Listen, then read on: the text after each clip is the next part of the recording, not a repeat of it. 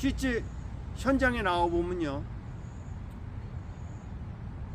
이론과 현실이 진짜 다른 경우가 많습니다. 예. 그래서 이제는요, 우리 교육이 바뀌어야 됩니다. 교사의 인권을 보호해야 됩니다. 교사에게 자유권을 줘야 됩니다. 그리고 학부모님들이 말도 안 되는 민원, 정말 이거 누가 봐도 이건 말도 안 되는 민원에 대해서는 완전히 법으로 보호해야 됩니다. 교사들. 예. 말도 안 되는 거 가지고 아동학대니 뭐 그런 걸로 걸고 넘어지는 그런 학부모님들이 있습니다. 심지어는 면담을 하는 것도 학생에게 공포감을 줬다고 해서 또 물건 늘어지는 학부형도 있습니다. 실제. 그 말이 됩니까? 선생님이 좋은 의도에서 했는데. 일기 쓰는 거 아주 필요합니다. 왜냐하면 아이들에게 글짓기 능력을 키워주기 위해서랍니다. 또 글짓기 능력뿐만 아니고 아이들은요, 이 글씨도 자꾸 써봐야지만 글씨체도 어느 정도 제대로 된 글씨체가 나와요. 근데 그런 평상시에 글쓰기를 안 해본 사람들은요, 아이들은 진짜 글씨체가 엉망인 애들이 많습니다. 특히 남학생 경우에는 진짜 글씨체가 알아보기 힘들 정도로 엉망인 애들 실제 많습니다. 고학년이 돼도. 왜? 평상시 글을 안 써봐서 그래요. 선생님이 아이들에게 교육적인 차원에서 일기를 쓰라 그러면 그 뭐 프라이버시 침해니 뭐니 몇 가지 문제점들이 들어가지고 다른 많은 장점을 완전히 그냥 무시하는 경우가 많습니다. 선생님들도 안 하면 편해요. 왜? 애들 뭐 댓글 달아주고 뭐 맞춤법 틀린 거 고쳐주고 그거 귀찮아요. 사실 안 하면 좋아요. 안 하면 마음은 편해요. 근데 그게 교육적으로 애들에게 필요하다고 해서 일기 쓰기 시키는 선생님들이 있습니다. 예, 그런 것도 존중해 줘야죠. 근데 요즘은 저 일기 쓰기도 거의 안 하는 형편이에요. 뭐 다 그런 건 아닌데. 예. 왜? 아이들 뭐 프라이버시니 어쩌니 해서 못하게 합니다. 교사야 뭐 편하죠. 뭐 솔직한 얘기로. 근데 그건 교육이 아니죠. 교사가 필요하다고 생각하면 할 수 있습니다. 반성문 쓰기? 예, 할 수 있습니다. 교사가 상보제도? 네, 할 수 있습니다. 상보제도가 교육적으로 필요하다고 생각하면 선생님이 할 수 있도록 해야 됩니다. 뭐 하지 말라. 뭐 교사 손과 발 다 묶어놓고서 뭘 어떻게 하라는 겁니까? 예. 자, 저는요, 아까도 얘기했지만 저는 38년 5개월 동안 현장에서 직접 아이들을 가르쳐 본 교사입니다. 오늘날 교육 방법, 이것이 옛날 교육 방법보다 더 낫다고 생각하십니까? 저는 그렇게 생각하지 않습니다.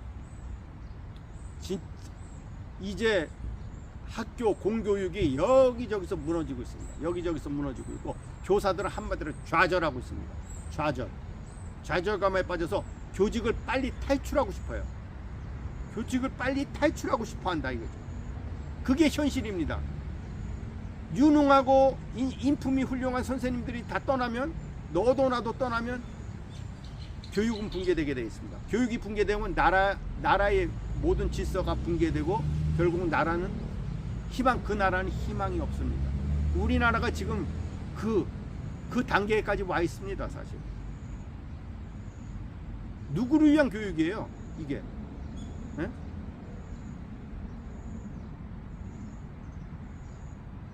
교사가 좌절하는 그런 교육제도, 그건 바뀌어야 됩니다. 교권 완전히 보장해야 됩니다. 진짜로 보장해야 됩니다. 교권은.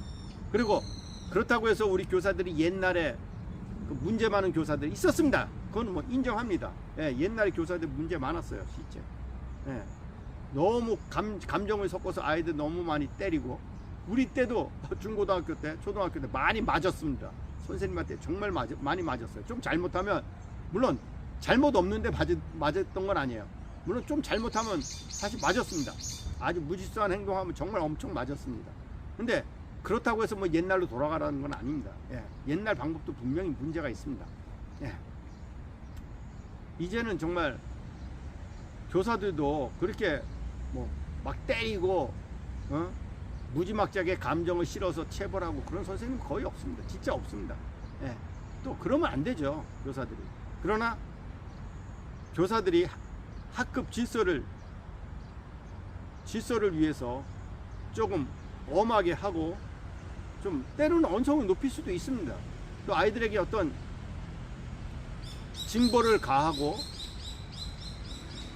그렇게 할 수 있습니다. 왜? 다른 아이들을 보호하기 위해서 그렇습니다. 대다수의 아이들을 보호하기 위해서 충분히 그렇게 할 수 있도록 해야 됩니다. 이제 법이 좀 바뀌어야 됩니다. 네, 법이 바뀌어야 돼요. 우리나라 이 교육은요. 그리고 요즘 교육 있죠? 애들에게 예의 범절을 가르쳐야 됩니다. 요즘 예의 범절 없는 애들이, 예의 없는 애들이 정말 많습니다. 옛날보다 훨씬 많아졌어요. 진짜. 네, 애들이 정말 버릇없게 행동하는 애들 되게 많습니다. 진짜 예의 범절을 가르쳐야 돼요. 초등학교에서는요, 지식이 중요한 게 아니에요. 네. 지식? 그게 뭐 수학 좀 잘하고 영어 좀 잘하고, 그것보다 더 중요한 건 예의 범절을 가르쳐야 됩니다. 인간 됨됨이를 가르쳐야 됩니다. 네. 요즘 예의 범절, 예의가 없는 학생들 진짜 많습니다.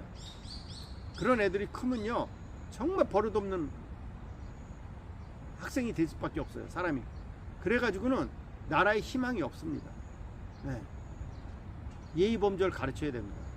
예의 범절 아주 철저히 가르쳐야 됩니다. 네. 그리고 선생님이 항상 강조하는 게 있습니다. 아이들에게 우리 국어를 이해시키기 위해서 낱말의 뜻을 우리 국어의 낱말, 사회의 낱말 뜻을 이야기해서 한자 교육 필요합니다. 여러분도 알다시피 모든 학술 용어, 전문 용어 100% 한자어예요. 100%입니다. 100%. 네. 순 우리말인 거 없어요. 그 말뜻을 제대로 이해하기 위해서 한자 교육 필요합니다. 초등학교에서. 물론 정규적으로 가르치라는 건 아니에요. 그렇지만 국어 교육의 일환으로 한자 교육 우리가 해야 됩니다. 한자 교육을 통해서 또 예의 범절 교육도 할 수 있습니다. 예. 우리나라 교육은요, 잘못된 것이 한두 가지가 아니에요. 자, 모든 학술 용어, 전문 용어 전부 한자어예요. 사실 아이들이 제일 알기 힘들어하는 게 사회, 역사 그런 내용을 애들이 흥미있어 하면서도 용어 자체가 너무 어려워요. 어렵기 때문에 애들이 이해하기 힘들어하는 학생들 되게 많습니다. 국어도 마찬가지고요. 좀 어렵게 들어가면 뭐 한자어 아닌 게 어디 있습니까? 다 한자어예요. 한자 교육 시켜야 됩니다. 네. 국어 시간 뭐 아무리 많이 늘려도 애들 실력 늘지 않습니다. 근본적인 걸 가르쳐야 돼요. 네. 한자 교육 진짜 필요합니다. 그렇다고 해서 제가 한자를 뭐 정규 교과로 넣자는 게 아니에요. 우리가 창의적인 체험 활동으로 그런 초등학교에는 자율학습이 있습니다. 그럴 때 선생님들이 한자 교육 시켜야 됩니다. 근데 우리 세대 사람들 뿐만 아니고 젊은 세대 마찬가지로 한자 교육을 제대로 받아본 선생님들이 없어요. 제대로. 그래서 실제적으로 한자 교육을 제대로 시킬 수 있는 그런 능력을 가지고 있는 선생님들이 거의 없어요. 왜? 본인들이 안 받아봤으니까. 그런 교육을 안 받아봤으니까 한자를 잘 몰라요. 그러다 보니까 실제 한자를 가르치라고 해도 어떻게 가르쳐야 될지 모릅니다. 한자 교육 좀 전문적으로 때로는 가르쳐야 됩니다. 네. 또 선생님들도 연수를 받을 필요가 있습니다. 사실은. 네. 왜? 우리 교육의 정상화를 위해서 필요합니다. 그럴 때 애들이 중학교 올라가서 중고등학교 올라가서 좀 더 어려운 낱말, 용어가 나와도 그걸 이해할 수 있는 그런 기초가 형성될 수 있습니다. 우리나라 교육 문제 많습니다. 정말 얘기하다 보면 정말 한량 없습니다. 저는 아이들에게 그런 기초적인 걸 가르쳐야 됩니다. 예의범절도 마찬가지예요. 초등학교 때부터 예의범절을 잘 가르쳐야 됩니다. 그리고 아까 얘기했지만 바로 지금 얘기한 것처럼 한자 교육도 아주 중요합니다. 왜? 그것은 우리말 뜻을 제대로 이해시키기 위해서 필요한 겁니다. 그냥 한문을 하기 위해서가 아닙니다. 우리말 뜻을 제대로 이해시키기 위해서 한자 교육 필요합니다. 그 한자 교육을 제대로 하려면 교사들 먼저 우리가 연수를 시켜야 됩니다. 한자 연수를 시켜야 됩니다. 왜? 그분들이 지금까지 한자 교육을 제대로 받아본 적이 없어요. 다들. 예. 그래서 교사들 먼저 연수를 시켜야 됩니다. 그리고 학생들을 가르쳐야 됩니다. 잘못된 것은 하나하나 우리가 고쳐 나가야 됩니다. 고쳐 나갈 때 비로소 이 교육이 하나하나 정상화돼 갑니다. 정상화. 그리고 예의범절 교육 아주 강조해야 됩니다. 이제는 왜? 진짜 예의가 없고 예의범절이 상실된 그런 사회는요 무질서해집니다. 예, 좋은 사회를, 좋은 나라가 될 수 없고 좋은 사회가 될 수 없습니다. 학생들에게 예의범절 가르쳐야 됩니다. 진짜 버릇없는 애들 많습니다. 요즘 진짜. 예. 자, 선생님이 지금 여러 가지를 얘기했습니다. 자, 그래서 정말 지금 상태대로 계속 나가면요 교사들이 다 떠납니다. 다 진짜 많이들 떠납니다. 젊고 유능하고 아주 인품 훌륭하고 아이들 사랑하는 선생님들조차도 다 떠나게 됩니다. 진짜 떠나게 됩니다. 왜? 떠나고 싶어 해요. 그게 교육의 현실입니다. 자, 지금 저는요 퇴직교사입니다. 보고 느낀 것을 여러분들에게 얘기하는 것입니다. 자, 우리나라가 발전하기 위해서는 잘못된 것은 고쳐나가야 됩니다. 그것이 개인과 국가가 발전할 수 있는 원리입니다. 잘못을 알았으면 빨리 고쳐야 됩니다. 그걸 고치지 않고 내버려 두면요 이제 앞으로 그런 선생님 폭행당하는 일 여기저기서 터집니다. 예, 터질 수밖에 없어요. 그렇게 돼 있습니다.